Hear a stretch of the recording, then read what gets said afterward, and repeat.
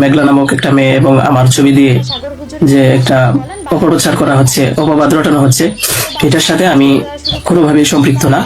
আমি এটার বিষয়ে কিছুই জানি না। আমি যদি বলি তাহলে বলবো যে এই মেয়েটা আমাদের এখানে পড়াশোনা করেছে, গত বছর পড়েছে এবং এর আগের বছরও পড়েছে। তো এর আগের বছর পুরনো বছর পড়াশোনা করার পরে সে আমাদের মাদ্রাসা থেকে চলে যায়।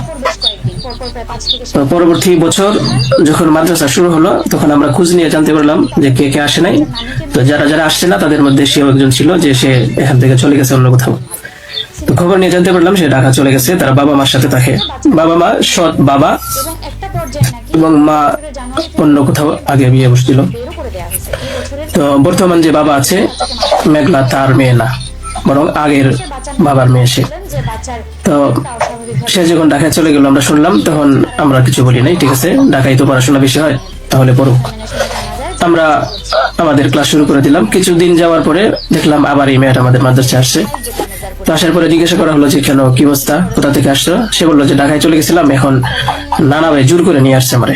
আমি আসতে চাইছিলাম না, আমাকে জোর করে নিয়ে আসছে নানা ভাই। দেশবাসী, আমি আপনাদের সাথে শুধু এই কথাটাই বলতে চাই যে যে মেয়েটা এখানে আসতে চাচ্ছিল না, তাকে কেন জোর করে আনা হলো? তাকে জোর করে আনার পিছনে কি কারণ ছিল বা তার কি স্বার্থ ছিল? পরবর্তীতে আমরা এটাও জানতে পারি যে এই মেয়েটা তার এই নানার সাথে রাতের বেলা ঘুমায়। সে নিজেই বলছে।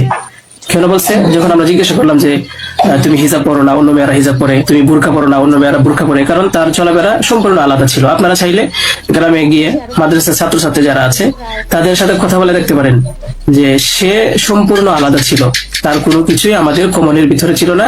আমরা তাকে